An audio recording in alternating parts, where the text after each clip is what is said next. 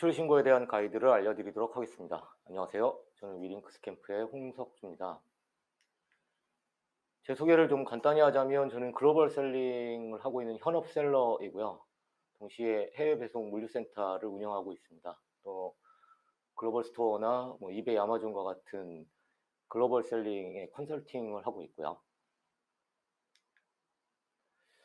네, 오늘 알려드릴 내용을 좀 목차를 알려드리면 첫 번째로 수출 신고의 필요성, 수출 신고가 왜 필요한지, 그 다음에 전자상거래 활성화를 위한 수출 신고의 간소화라고 해서 관세청에서 그동안 전자상거래를 활성화시키기 위해서 수출 신고를 어떻게 간소화해 왔는지, 그리고 유니패스를 활용한 수출 신고, 그리고 수출 신고를 한 후에 구매 확인서 제도를 활용해서 매입 비용을 절감하는 방법, 이렇게 네 가지로 알려드릴 거고, 마지막으로 자주 묻는 질문과 그에 따른 답변을 알려드리도록 하겠습니다.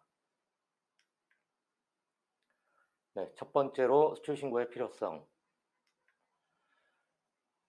우리나라는 관세법에 따라서 상업적인 거래에 따른 수출 물품은 반드시 수출 신고를 하도록 되어 있습니다. 관세법에 의해서 수출 신고를 하지 않는 미수출 신고나 또는 허위 사항으로 신고하면 밀수출입죄가 적용이 되고요. 3년 이하의 징역 또는 벌금이 부과됩니다.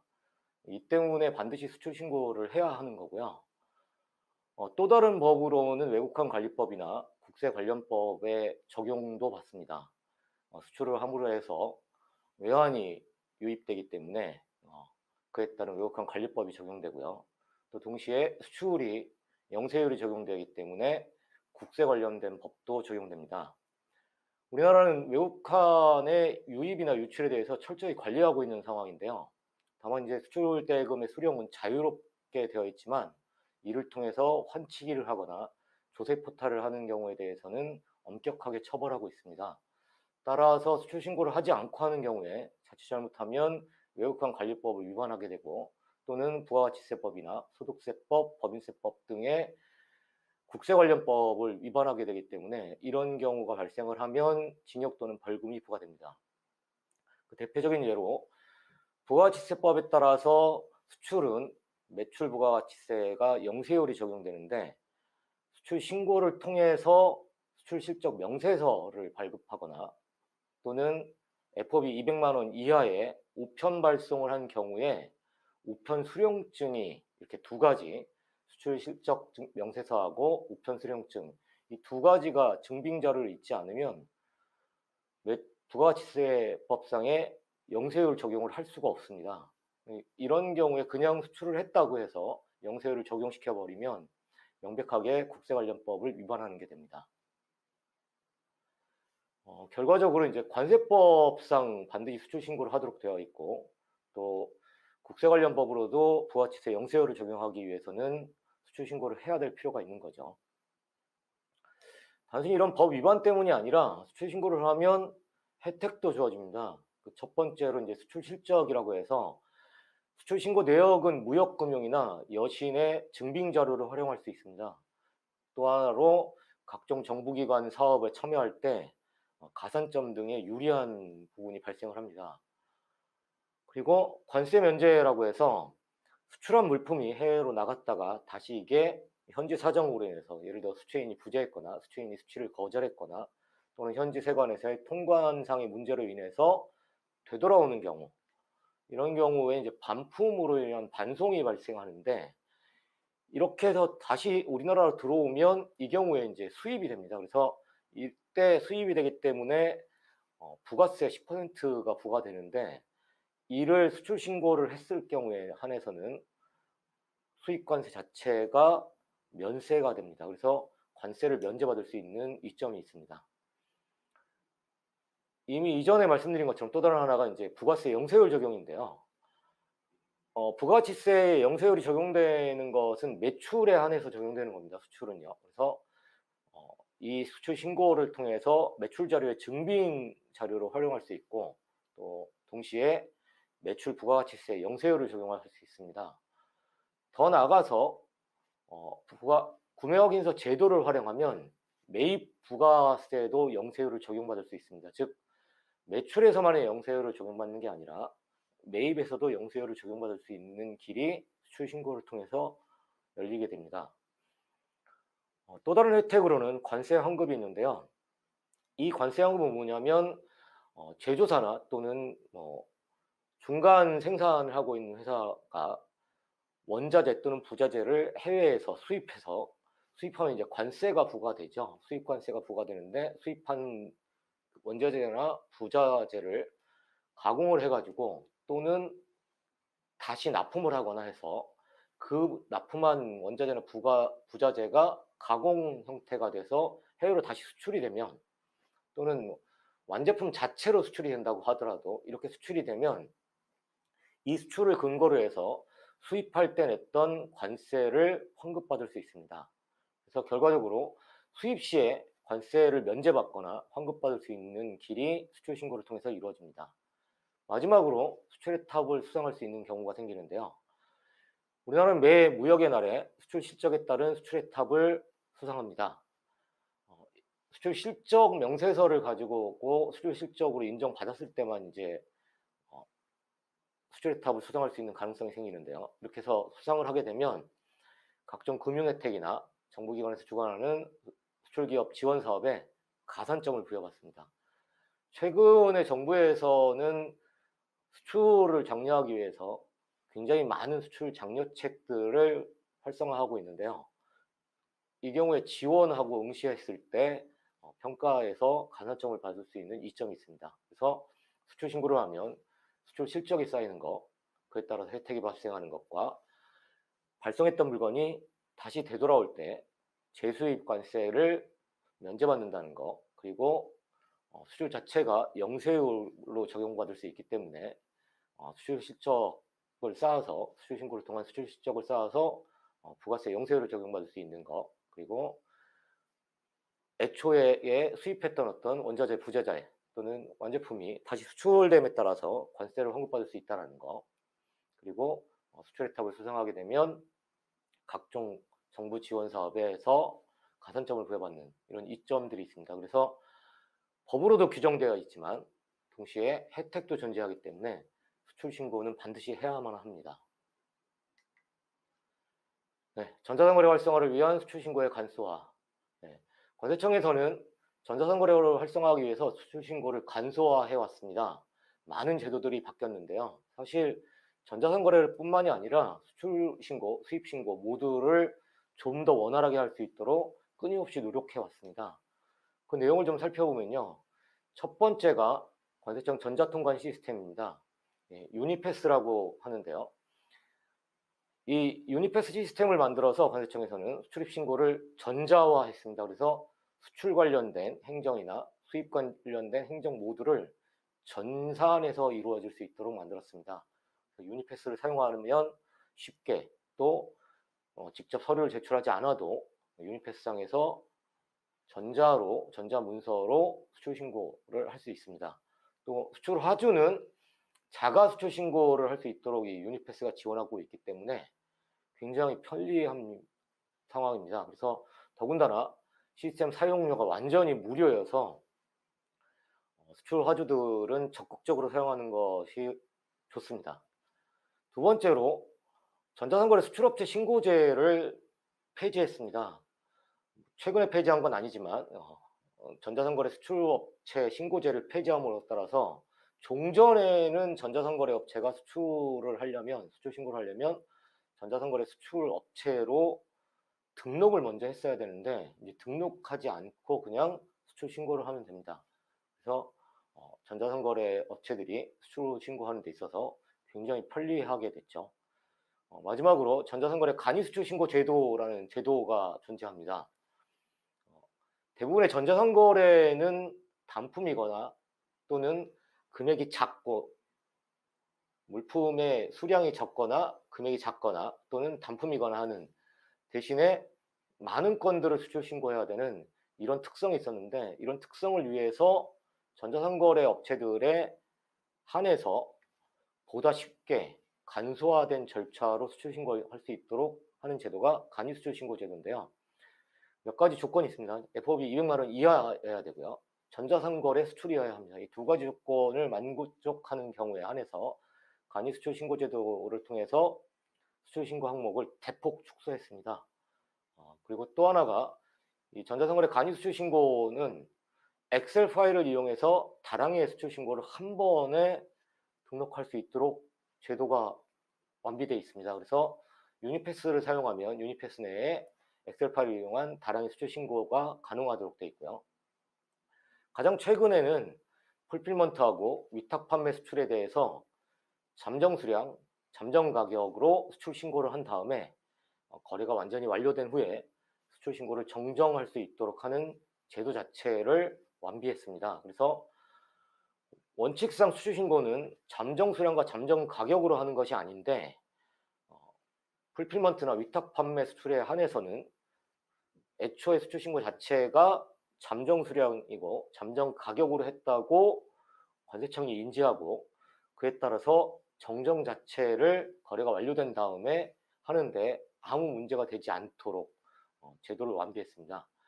이러한 절차와 제도를 완비함에 따라서 수출 신고를 하는 데 있어서의 편의성을 증대시키고 그 다음에 항목을 대폭 간소화하거나 절차를 간소화함에 따라서 전자상거래를 활성화시키기 위해서 관세청이 끊임없이 노력하고 있습니다. 앞으로도 더 많은 노력들과 결과가 존재할 거라고 생각을 하고요. 네, 이제 정말로 수출 신고를 그럼 어떻게 하는지에 대한 걸 알려드릴 건데요. 네, 수출 신고를 유니패스를 활용해서 하는 방법을 알려드릴 겁니다. 네, 관세청의 전자통관 시스템을 사용하는 건데요. 네, 관세청 유니패스라고 검색 엔진에 검색하시면 해당 사이트가 나오고요. 지금 화면에 보시는 것 같은 사이트가 나옵니다. 이 사이트에서 관세청의 이게 사이트가 전자통관 시스템 사이트인데 모든 수출의 업무를 전산으로 처리할 수 있도록 만들어져 있습니다. 그래서 실제로 어떻게 수출 신고를 하냐면 수출 신고를 하시려면 먼저 두 가지를 선행 조건으로 하셔야 됩니다. 그 첫 번째가 통관 고유 보호를 먼저 신청해야 합니다. 그래서 이 통관 고유 보호라는 게 뭐냐면 사업을 하려면 사업자 등록을 내는 것처럼 수출입 업무에 있어서 사업자 등록번호와 같은 업체 고유의 통관 고유 보호를 부여합니다. 그래서 통관 고유 보호를 먼저 신청해야 하고요. 그 다음에 이제 유니패스를 사용하기 위해서 유니패스에 회원 가입해야 합니다. 회원 가입할 때는 공인인증서가 반드시 필요하기 때문에요. 공인인증서를 미리 준비해서 진행하시면 되고요. 그래서 그렇게 해서 통관 고유 보호를 신청하고 유니패스에 회원 가입이 끝나면 유니패스를 사용해서 수출 신고를 진행할 수 있습니다. 원칙상 수출 신고를 진행하는 절차는 두 가지로 나뉘어 있습니다. 첫 번째가 해외 거래처 부호를 먼저 신청해야 되고요. 그 다음에 그 거래처 부호가 생성이 되면 그 후에 그 거래처를 대상으로 해서 수출 신고서를 작성하도록 되어 있습니다. 해외 거래처 부호를 신청하려면 해외 거래처 정보를 먼저 입력하고 인보이스를 업로드하도록 되어 있습니다. 이게 전통적인 수출 방식이라면 거래처하고 바이어하고 충분히 커뮤니케이션이 이루어지는 단계에서 거래처 부호를 신청하고 인보이스도 업로드하면 되거든요. 그런데 전자상거래 업체들은 이 부분까지 하면 시간이 좀 많이 걸리죠. 그래서 전자상거래 간이 수출 신고 때는 해외 거래처 부호를 생략하도록 되어 있습니다. 생략할 수가 있어요. 그 다음에 이제 이렇게 해서 해외 거래처 부호를 신청하거나 또는 전자상거래 간이 수출 신고 제도를 통해서 해외 거래처 부호를 생략하거나 하시고 그리고 나서 수출 신고서를 작성합니다. 이 수출 신고서는 세 가지로 나뉘어서 작성하시게 되는데 첫 번째가 이제 수출 기본 사항을 입력하게 되고요. 그 다음에 물품 공통 사항을 입력하고 마지막으로 물품 개별 정보를 입력합니다. 수출 기본 사항은 뭐냐면 거래 조건이나 수출의 사항, 그 다음에 상대 국가, 거래처 정보 등등의 아주 기본적인 사항들입니다. 예를 들어서 FOB로 거래를 한다든가 풀필먼트 수출이라든가 아니면 일반 수출이라든가 등등의 수출 항목의 기본 사항을 입력하는 거고요. 두 번째로 물품 공통 사항은 발송하게 되는 화물의 공통된 사항이라고 해서 무게, 그 다음에 총 금액 같은 공통된 사항을 입력하시면 됩니다. 마지막으로 물품 개별 정보를 입력하는데 이 개별 정보는 수출하게 되는 화물의 각 화물의 개별적인 정보를 입력하는 겁니다. 그래서 A라는 상품과 B라는 상품 두 개의 상품을 수출한다고 하면 한 번에 A라는 상품의 상품명, 그 다음에 A라는 상품의 HSVO, 그리고 A라는 상품의 수량, 단가, 이런 것들을 개별적으로 입력해서 각각의 수출하는 물품의 개별 정보를 입력하는 겁니다. 이렇게 세 가지 세트를 다 완성한 다음에 수출 신고를 하게 되는데요. 이 내용의 수출 신고서를 작성하는 부분을 전자상거래 간이 수출 신고를 하는 경우에는 엑셀로도 할 수 있습니다. 그래서 엑셀로 수십 건 또는 수백 건을 한 번에 작성해서 한 번에 등록할 수 있습니다. 참고로 이제 수출은 기본적으로 일반 수출 신고라는 게 있고 전자상거래 간이 수출 신고로 나뉘게 되는데요. 일반 수출 신고는 일반적인 모든 수출을 일반 수출 신고라고 할 수 있고요. 그 중에서 FOB 200만 원 이하의 전자상거래 수출인 경우에 한해서만 전자상거래 간이 수출 신고라고 해서 좀 더 입력 항목을 간소화한 제도가 존재하는 겁니다. 이렇게 수출 신고를 하게 되면 이제 수출 신고 필증이 발급이 됩니다. 이 수출 신고 필증이 있으면 이제 수출 신고를 완료한 건데요. 그럼 수출 신고를 하면 모든 게 끝나느냐? 그렇지 않습니다. 수출을 신고하면 해당 수출 신고한 물품이 화물이 신고 내용대로 해외로 정말로 수출됐는지를 확인하는 절차가 있습니다. 그게 이제 수출 물품을 선기적 발송 확인이라고 하는데요. 선기적 발송 확인, 뭐 어떤 분들은 선적 확인, 또 기적 확인, 발송 확인 이렇게 얘기하는데 이건 뭐 용어의 차이인데 선적 확인은 배로 나가는 경우를 선적 확인이라고 하고요.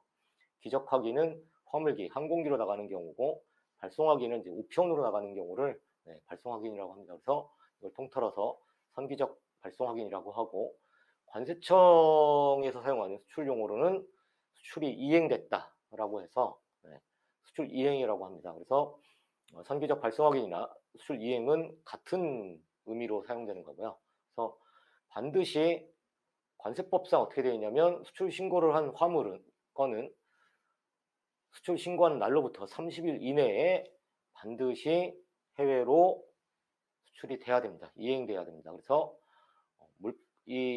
반드시 판매하신 수출 화주분들은 수출 신고를 하고 나면 운송사에 해당 정보를 넘기고 나서 화물과 수출 신고 필증 등의 해당 정보를 넘기고 나서 그것이 정말로 이행됐는지를 확인해야 되는데요. 왜 이행됐는지를 내가 확인하는 게 아니고 운송사가 했는지를 확인하라고 말씀드리냐면 선기적 발송 확인인 수출 이행은 운송사가 하도록 되어 있습니다. 수출 화주가 하는 게 아니라 운송사가 하는 거기 때문에 반드시 수출 신고를 하셨으면 화물과 함께 수출 신고 필증을 또는 해당 정보를 운송사에 제공해야 합니다. 그래서 운송사가 해당 정보를 가지고 관세청에 수출 이행을 등록해야 되고요. 간혹 이 이행을 등록하는 것을 운송사가 실수하거나 해서 누락되는 경우가 있기 때문에 수출을 신고를 하시고 나서 화물을 발송하셨으면 관세청의 수출 이행 내역 조회 메뉴를 통해서 실제로 수출 이행이 됐다고 신고가 됐는지를 확인하시기 바랍니다. 이렇게 해서 유니패스로 수출 신고를 하고 수출 신고한 다음에 화물을 발송하고 나서 수출 이행이 등록됐는지까지 확인하는 걸 알려드렸고요. 이제 이렇게 수출 신고를 하고 나면 이제 수출 실적을 쌓이는 거죠. 이렇게 수출 신고를 하고 나서 해당 외환을 대금을 이제 수취하게 되면 수출 신고한 내역과 함께 외환을 수취한 거래은행에 가지고 가셔서 수출 실적 명세서를 발급받을 수 있습니다. 그러면 완벽하게 이제 수출 실적이 쌓이는 상황이 되는데 구매확인서라고 하는 제도가 있습니다. 이 제도를 사용하면 수출 화주, 수출자 본인 이외에도 물품을 공급하거나 부자재를 공급한 공급처들도 수출 실적을 쌓을 수 있습니다. 이런 이점이 있는데 이 제도를 통해서 수출을 신고한 화주는 어떤 이점이 있는지, 이 제도는 또 어떤 건지, 어떻게 하는 건지를 알려드리도록 하겠습니다. 네, 이 구매 확인서를 발급하면 어떤 혜택이 있냐면 기본적으로 수출자뿐만 아니라 그 수출자에게 수출 물품을 공급한 자 또는 그 수출자가 제조자라면 제조에 사용되는 원자재나 부자재 등을 공급한 자, 이 모두가 또는 수출자가 유통자라면 그 수출자가 해외로 수출한 물품을 제조한 자, 이 모두가 수출 실적을 인정받을 수 있는 방법이 구매 확인서 제도입니다. 어떻게 되냐면 수출 신고를 한 수출자가 자신이 수출 신고한 물품에 관련돼서 완제품이나 또는 원자재나 또는 부자재를 공급한 공급사에게 구매 확인서를 발급해주면 그 구매 확인서로 공급사는 수출 실적으로 인정받을 수 있습니다. 요게 이제 구매 확인서가 주는 혜택인데요. 그러면 이제 수출자 입장에서는 이걸 발행해야 되니까 좀 업무상 귀찮다고 할 수 있는데 수출자를 포함해서 혜택이 있습니다. 그게 뭐냐면 구매 확인서를 발급하기로 하면 공급자는 영세율을 적용해야 합니다. 왜냐하면 수출로 인정되는 사항이기 때문에. 그래서 애초에 예를 들어서 1,100원에 물품을 공급받았다면 부가세 10%가 포함되어 있기 때문에 1,000원의 공급가에게 100원의 부가가치세가 있어서 공급자에게 1,100원을 주고 물품을 공급받을 텐데 구매 확인서를 발급하기로 하고 발급해주게 된다면 공급자는 구매 확인서를 발급받기로 했기 때문에 세금계약서를 구매 확인서를 기준으로 해서 영세율을 적용된 1,000원의 세금계약서를 발행하게 되고 이에 따라서 대금 지불 자체도 부가세를 제외한 공급가액인 1,000원만 결제하게 됩니다.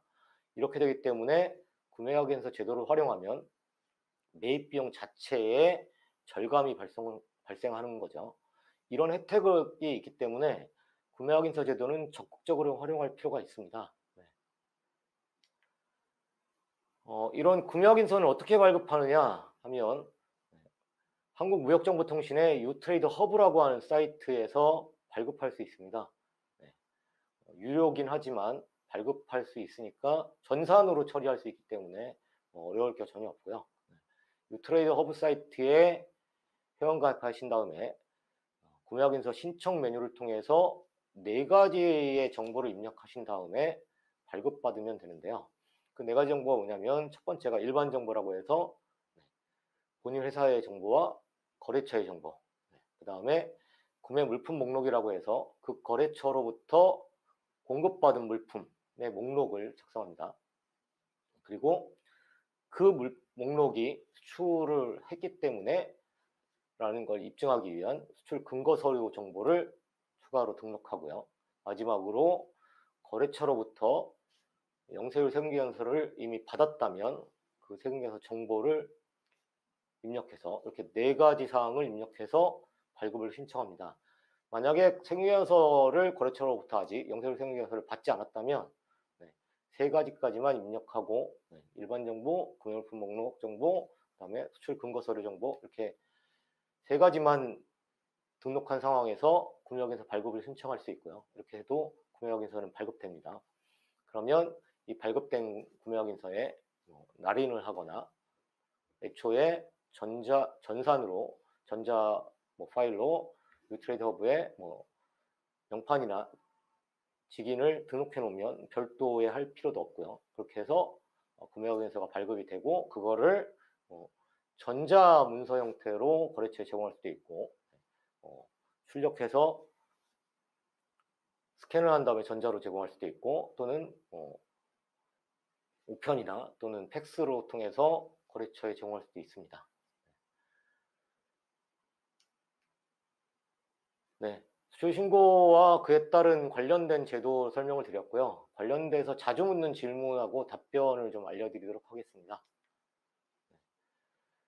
품목분류, HS코드, HS 부호는 무엇이며 어떻게 확인하나요? 라는 질문들이 굉장히 많으신데요. 네. 품목분류나 HS부호, HS코드 모두 같은 말입니다. 네. HS코드는 영어고 품목 분류는 우리말이고요. HSVO는 영어하고 우리말을 섞은 거죠. 네. 내용이 뭐냐면 물품을 분류해서 국제 표준화된 이름과 코드화한 게 HS 코드 품목 분류입니다.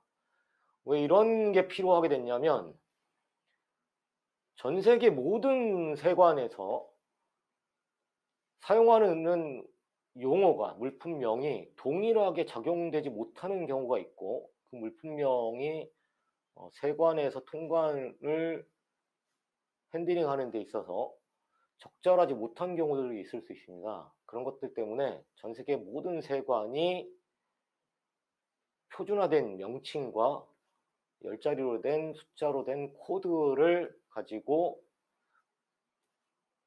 물품들을 분류하기로 했습니다. 그 분류가 HS 코드가 되는 거고요. 네. 이 품목 분류는 수출입 관리에 굉장히 중요한 요소로 작용합니다.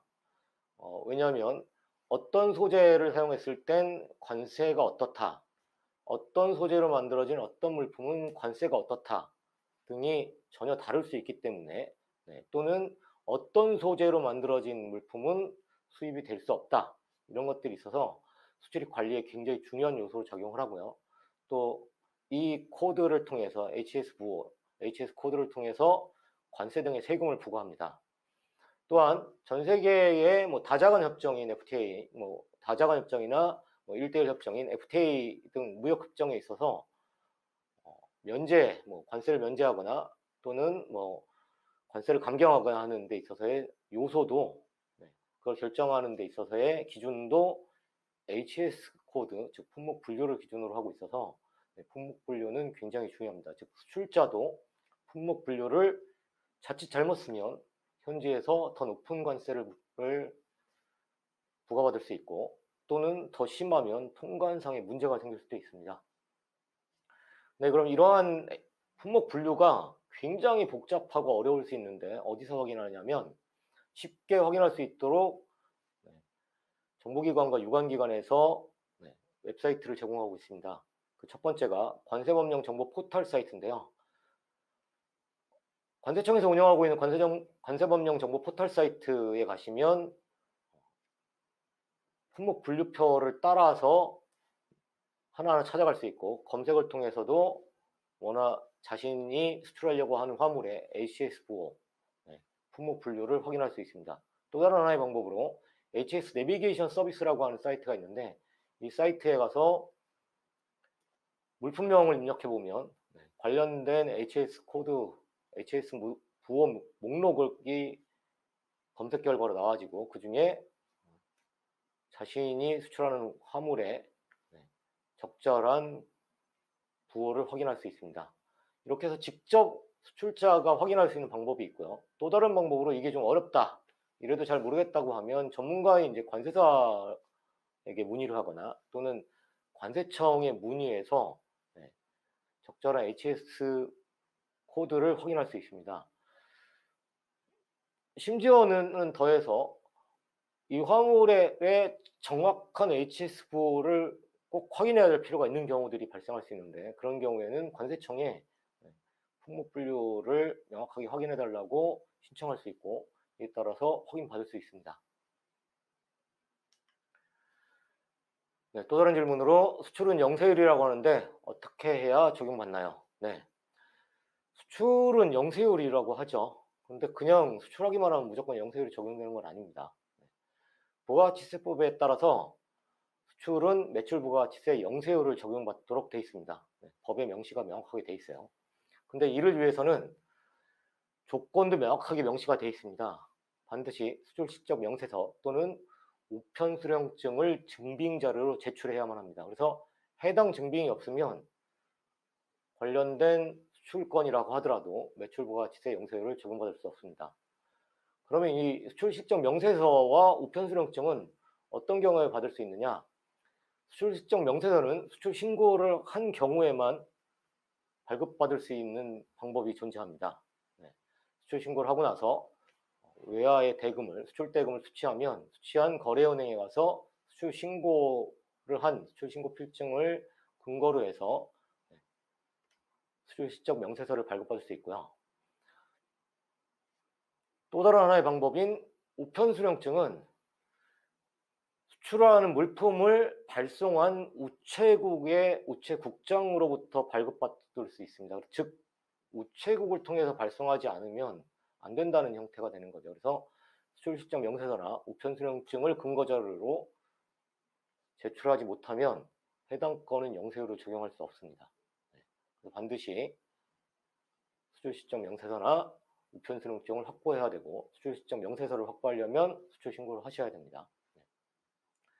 우편수령증 같은 경우에는 FOB 200만 원 이하의 화물일 경우엔 별도의 수출신고를 하지 않고도 우편수령증만 가지고도 부가치세 영세율은 적용받을 수 있습니다. 다만 수출 실적으로는 인정받지 못합니다.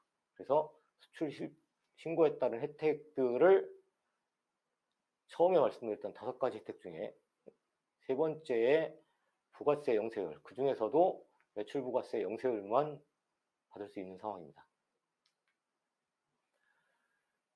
네, 자주 묻는 질문 중에 이제 구매확인서 관련돼서는 언제 발행해야 하느냐는 질문들을 많이 하십니다. 정확하게는 구매확인서는 부가치세 확정신고 기간과 동일합니다.